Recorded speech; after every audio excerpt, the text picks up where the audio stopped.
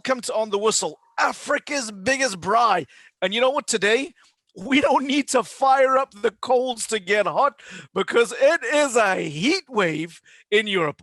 I'm your host, Zayn Nabbi, and joining me in the hot seat around the smoldering braai is Courtney Freese, the Premier League winner from Manning Rangers, reigning Spirit Cup champion from Bellariki in Essex. Courtney, how are you doing today, my good man? Zayn, very happy to be here. It is steaming hot in England. I don't know what is wrong with this country. I came here for bad weather. It is as hot as being in Durban. I hate it. And we know you don't like Durban. Talking about liking Durban, I'm incredibly excited. We have one of our own, a Durbanite, a man who's gone and achieved all over the world. He's one of Orlando Pirates' new signings. Miguel Timm, welcome to the podcast. We're so happy you're here with us today. How hot is it where you are in the world? Nice to be here, guys. Thanks for having me on the show. My brother put me in touch, obviously, and he spoke good things, so I'm happy to be here. Weather-wise, it's winter sun, as you can see. My work burnt on my forehead, but not as hot as you guys have been that side. Absolutely. And listen, we so appreciate you being here as the team is in the preseason, getting ahead, getting ready for what's going to happen. You're at the mighty Sea Robbers, the Soweto Giants. Before I get going with my questions, because I might hog the mic, I'm going to start off with Courtney Freese, who's interviewed your brother for one of our podcasts and is going to kick off our interview with you today. Miguel, once again, fantastic to have you on. Last season at Gallants, you had a fantastic season, played a large number of games, and you were in really good form. Did you anticipate a national team call-up towards the end of the season? Honestly, no. It hasn't really been something on the top of my list. But I know people within my circle and obviously coaches that I've been working with these past seasons, not mentioning names, but obviously felt a few of us in my team, my previous team, should have at least got an opportunity to be part of the setup. But personally, no. The team I was at was a new team, Marumo Gallant. So my goal was just to try and help the team grow as a brand and make it more popular in the country. Take us to your story of signing for Pirates, Miguel. Tell our global audience out there, whether they're listening in Lagos, whether they're listening in Polokwane, whether they're out there in Cairo, because we have people who listen all over the world. How did your move come across to Pirates? Tell us that story. How did it all come together? But actually happened very sudden. We obviously were one of the last teams to play because of the Nedbank Cup final. So I was still by extra 2 weeks at work compared to the other teams that had already closed. And during season, I don't really pay attention to I don't read much into the papers and whatnot. But obviously, I heard a few things as the months went by. And as we made progress in the tournament and the performances we're putting in the league. The cup final came, but obviously we didn't win. And it was so sudden because I had obviously my contract was coming to an end and we hadn't really sat down at the club to extend. So my first thing was to travel back to Polokwane, where I was based, and clear out the apartment I was in. Not really knowing what was next, but I was confident that I had a good enough season to see myself at probably a big organization, not really specific. And so obviously I spoke with my wife, spoke with my brother and my parents, and that was the route I took. Went to Polokwane, packed and cleared out my apartment. And funny enough, on my way home, the Sunday evening, I was about 2 hours or hour and a half out of Johannesburg, and I received a call. I was driving and I wasn't really paying attention because we just lost the night before. So brushed the call off. I was like, no, I'm busy, I'm driving. And I didn't know who it was. They introduced themselves. Tell the truth. You thought Courtney was phoning from the On the Whistle podcast. I'd like to know who was on the call. Who was on the call, Miguel? I'll get to that, but I didn't know at first, like I said. It was a number that was not saved. So that's I normally don't answer those calls. I obviously turn in the call again 10 minutes later. And then I realized, okay, this person is persistent. And they just asked for me to lend an ear and hear me out. And when am I arriving in Johannesburg? So she obviously knew who I was. It's a lady, which is now my agent, Basha Michaels. We set a date to meet, and good conversations, and she obviously knew more than I knew.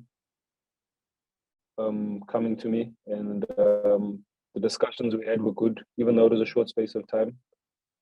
I was very attracted to her as a human being because she was very honest and open with me. She knew a lot about me. And I wasn't contracted to any agent at the time. I looked after myself throughout the whole of last season. So I was open to sitting down, and this is how this came about. It was after that the talks went well, proceeded with her, and yeah, sit in front of you guys as an Orlando Pirates player. Moral of the story: answer calls from no caller IDs.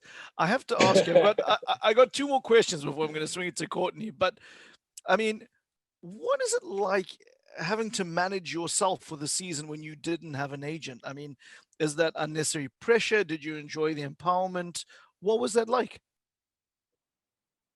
At first I was skeptical because I had an injury before the season started, and I just felt I had enough time to sit while I was doing my recovery, just to reshuffle what's going on in my life.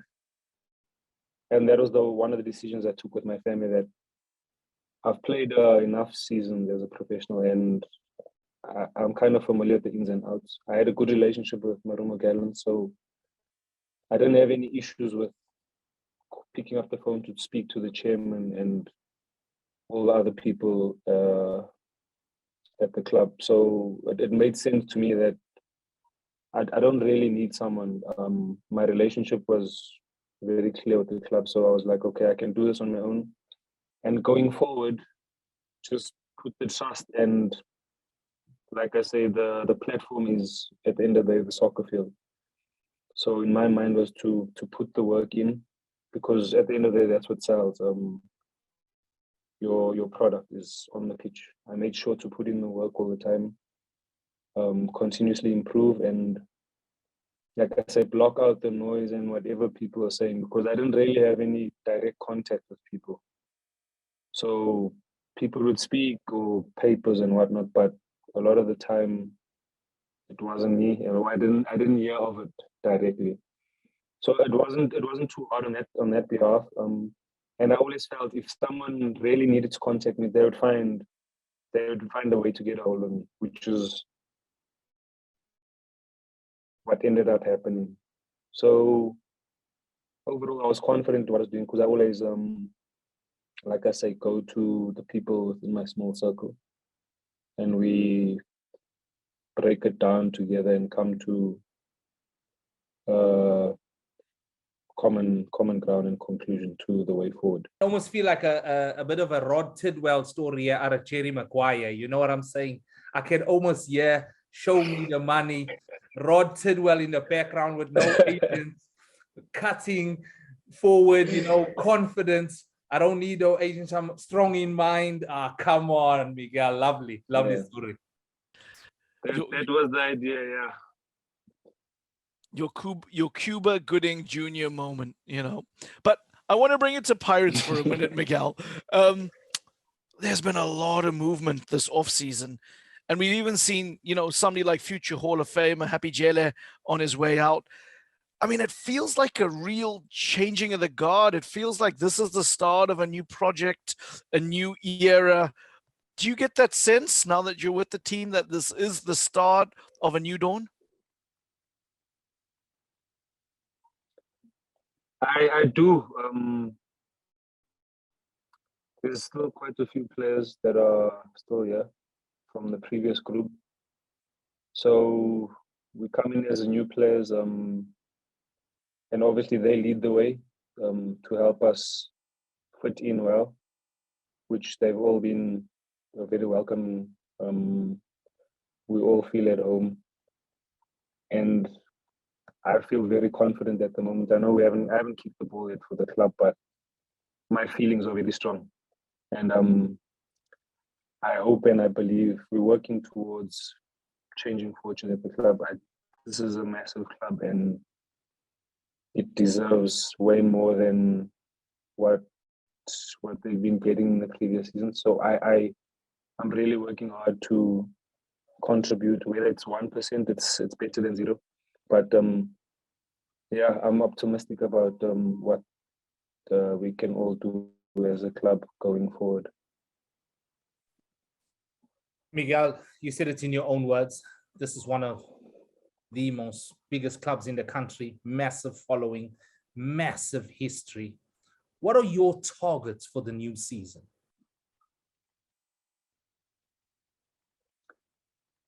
You come to a big club, there's only one thing, to challenge for everything that's on offer. It sounds cliche, but that's the fact of the matter. It's not only in South Africa, it's all around the world. All the big teams are expected to win. And I think it's a positive pressure. If you work in a good environment, I don't see why we can't move in a collective direction with a common goal and work towards us in challenging. We know there's been a dominant team over the past few years. It doesn't mean we can't build something special and try and challenge to become one of the top teams again and challenge for all the cups that's on show this season.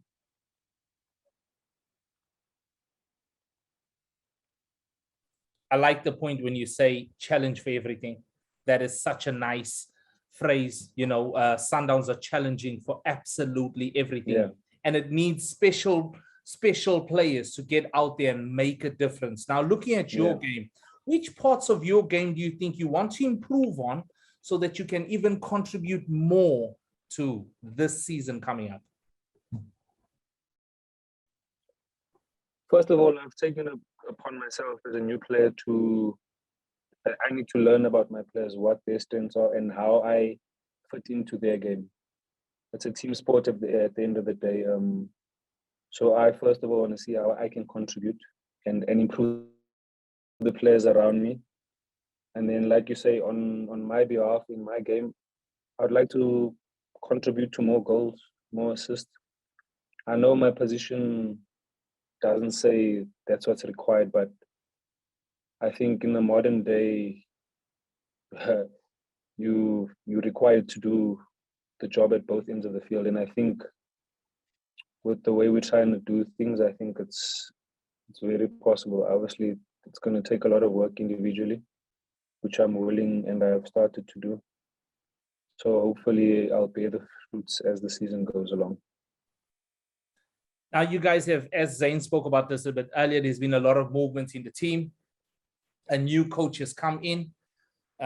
Things have changed a lot. What has he been like in pre-season, and how has he helped the team's preparation for the new season? A good energy, a calmness.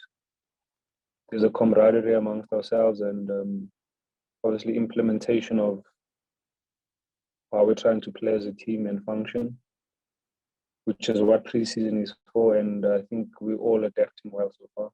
There's still enough time to grasp these methods before the season kicks off, and I think we're on the right track at the moment. You know, before speaking to you today, Miguel, our homework that we have to do on your position you play, and you play this defensive midfield role. You've put in a lot of games last season, been very influential on your team. And then you go to this big team, Orlando Pirates, which has a history of great defensive midfield players.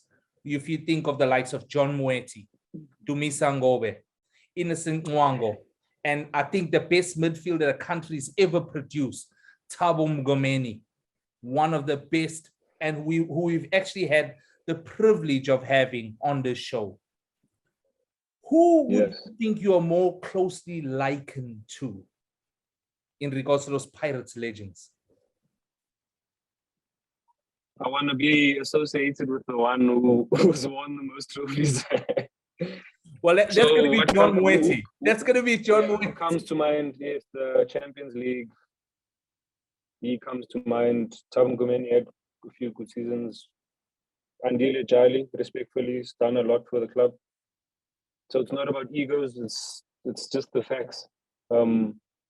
It's inspiring to me to see what I could achieve if I do the right things, if I apply my mind and give 100%, block out the noise, and like I said, give my all to the team, because this club is more than an athlete. It goes deeper than supporters. It goes generations before me, generations before the current supporters. So that's all in my mind when I think of this club and when I represent this club. It's not just about self-glory. It's about making the people happy. They've supported this club before I was born, and it'll continue when I leave here. Miguel, growing up, was there an Orlando Pirates player you grew up admiring? And if so, who was it and why did you admire that person? It doesn't have to be in your position. I liked whatever my brother liked, to be honest. He is a person I looked up to. So I really enjoyed, funny enough, Steve Lecolea on the wing. He had a lot of the legs of thunder. No. They getting confused here. Yes, you are. Steve Lecolea, small midfield dynamo, right-sided midfielder, tricky, very quick, almost Thabo Moki style build. Thank you for the catch. Got the crowd off their feet a lot, entertained, and also with a lot of winning mixed in there. So he comes to mind most of the time. Just like I said, I liked a lot of what my brother liked, because I spent most of my time following him or I was with him. So him. The Soweto Derby is the highlight of the season. If you're a Pirates man, if you're a Chiefs man, if you're a fan, I mean, have you thought about making your debut in the Soweto Derby? And what would that mean to you to play in it if you had that opportunity? I'm going to be honest, no. I have not thought about the Soweto Derby yet. I want to win every game for this. This club deserves to win every match that they play in. And that's my goal, to win as much as possible. It doesn't matter whether it's a derby or not. Obviously, when the time comes, it's going to be special. You're going to get that feeling because of the hype in the country. But obviously, it needs a calm mind and a positive energy to obviously perform at the best of your abilities at such occasions. So I probably will look forward to it when the time comes. But for now, working towards our first game and just positive results every week. You talk about building for that first game. Something you mentioned earlier to Courtney was how we have Sundowns in the Premier Soccer League really setting the benchmark. They've built a dynasty. They're dominating domestically. They're challenging in Africa. You've spoken about Pirates wanting to fight in all fronts, wanting to challenge for trophies. How is it that this juggernaut that is Sundowns can be stopped?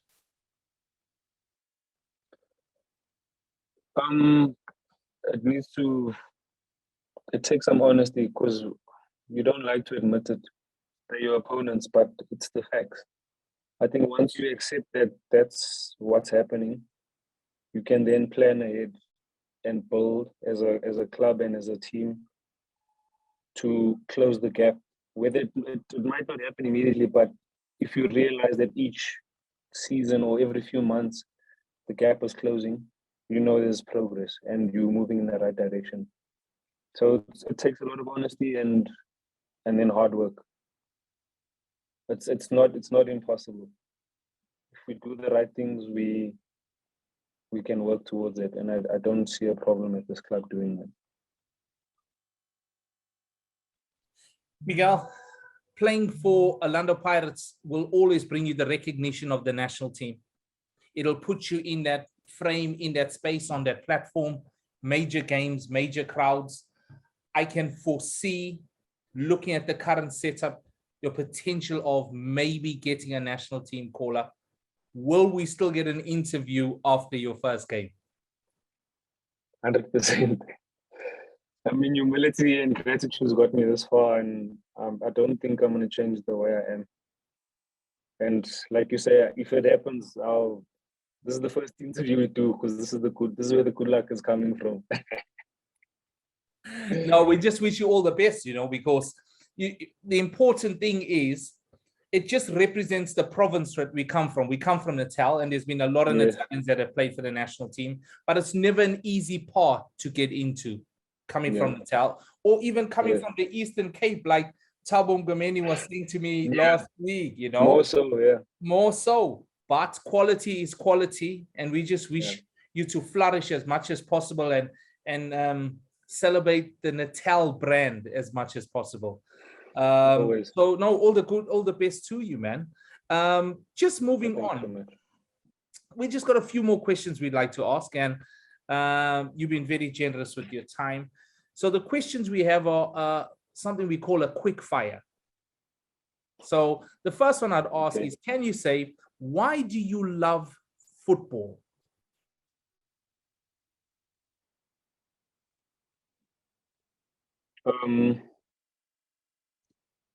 I started playing when I was small, so for kicking potatoes while my mother's cooking. Clearly, they knew what's coming because obviously I was the toddler doing that stuff. It brings me happiness. It's all emotions, good, bad. When you win, you lose. You feel all emotions as a human being. Teaches you discipline, respect, humility, gratitude. And if you use the right tools, it can make you a top human being for other people. Other people look up to you. You could be an example to a lot of people that you might not know. Like I say, if you carry yourself in the right manner, you could be changing other people's lives. So that's what makes me happy.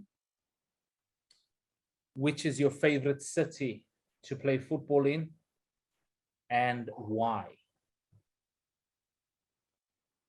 I have to change now. It's Orlando Stadium. But I felt happy playing the Telkom knockout final in Durban. Moses Mabhida, for obvious reasons. I wish my parents could have been there. They obviously live in the States now, and my brother. So that was the only thing that was missing from that final. I had my wife there. So yeah, it'll be Orlando Stadium and Durban, obviously. What is your favorite food? Mutton curry and roti. Hey! Johnny's. Hey? Johnny's. Right. Go on. Where's your favorite place? If you were to give someone what would you tell someone? Where would they get the best mutton bunny roti? It used to be Wrap It Up Cafe, which I haven't been in a while in Durban. I don't know how it's doing now, but Wrap It Up's good. My mother. I like that. You'll have to come. You'll have to go to my mother's house. Go and buy all the way to America now. Hey, this whole thinks we got matcha. Oh no, I thought you were gonna say Johnny's, man, on the hill there. In Sydney. No, I haven't been in a long while. Since my parents are gone. Even then, it wasn't as frequent. But when it was with them. So. But no, I can vouch for Wrap It Up. Wrap It Up's good. Okay. What was your most memorable football initiation? I didn't have one. None. Everyone has to sing. No Are you telling me you initiation. haven't sung, Miguel? Come on. I've danced, but we can all dance. Most of us can dance. So Oh, well, honestly, I know there's singing and that I've seen it happen lately, but I think it was when I signed with Marisburg. Just a small dance in a circle did you do the and done. Macarena? That's what Courtney would have done. You signed at Narisburg United, my hometown team. Why are you proud to be African? We very unique. We have a sense of humor. Like the country's been going through a lot, but we still see the humor in it, especially South Africa. We use a lot of humor to get through our troubles, and I think we're strong. We're very strong. We'll always overcome whatever issues come our way, and we get over them mostly with humor. It sounds funny, but it helps a lot to see the funny side of things. And next thing you know, that problem is past, and we've all moved on. Miguel, can you tell me how you see the funny side of what South Africans call load shedding, but what everyone in the rest of the world will call power outages or power cuts? A funny story. The coach obviously is a foreign guy. So the team manager warned him. He was taking a shower at the hotel and he said, boom, after a few seconds, everything was out. So now I think he knows the story now. But yeah, it's weird to them. Like I said, when you come here, you're obviously going to learn about it. Hopefully that gets sorted out. Best player you've played with and why? Didier Drogba. We all know why. Now, was that at Played with Phoenix him, Rising when you played with him, Yeah. Miguel? Yeah, Tell us about yes. that. What was it? Because is he a part owner, or how does it work with He his was still playing. He was still playing at the time. He obviously did have a share of the club, but he was still active. There was also Sean Wright Phillips, Jordan Stewart, Peter Ramage. They were all Crystal Palace, Chelsea players. But they were all humble. If you obviously didn't know them, you wouldn't say that they've achieved what they've achieved. Worked as hard as everyone else, and you could see the business on the field. When you needed something, you know to give the ball to. 89, 90th minute, you need an equalizer. Give the big man. Give him the free kick. It's in. Jeez. You know, that's the Top. best humble brag I've heard. The best I've played with, Drogba. I can't let this go. You were so close up to the big man. What made him so good? Or was there, any advice he gave you about your career that you remember? Share with us. Not advice, really. He treated me like a senior. I already played a lot of seasons in the PSL, so I had the experience already. I enjoyed playing with him. His movement, his game intelligence, and his instinct for scoring was top notch.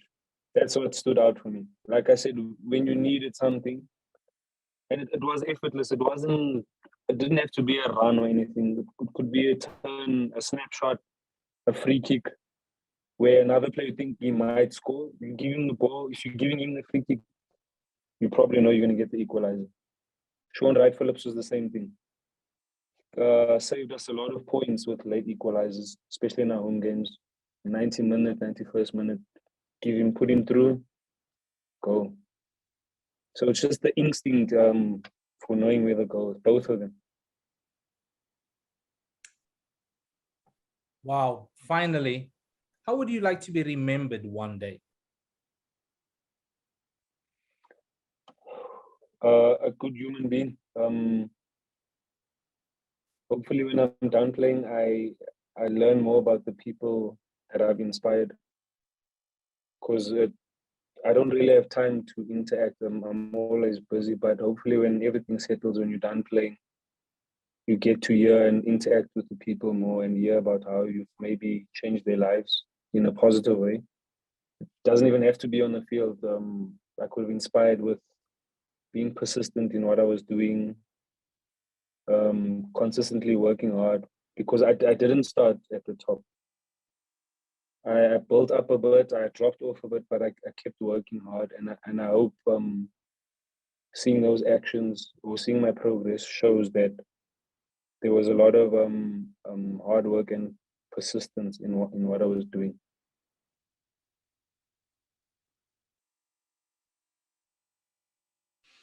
Miguel, thank you for joining us on the pod. I wish you well when the season begins on August the 6th, if I'm correct, against Morocco Swallows, or Swallows as they're known now. Yeah. It's a Soweto derby. No, go for it. Everything. The Dube Bears will be looking to fly high. We wish you well this season. We hope it all comes together. And listen, if you're listening out there to our pod, wherever you are in the world and you want to find out anything about us, make any suggestions, come find us on social media. OTW_podcast on Twitter and Instagram, or just search for the On the Whistle podcast on YouTube and Facebook. We're there. Please leave a rating, leave a review, leave a comment. It helps people find the show. Miguel, once again, thank you for joining us. From Courtney and myself, welcome to Africa's biggest braai. We can't wait to see you in person. We can't wait to break bread, and we can't get those lamb chops, steak, and boerewors going. We wish you well, good sir.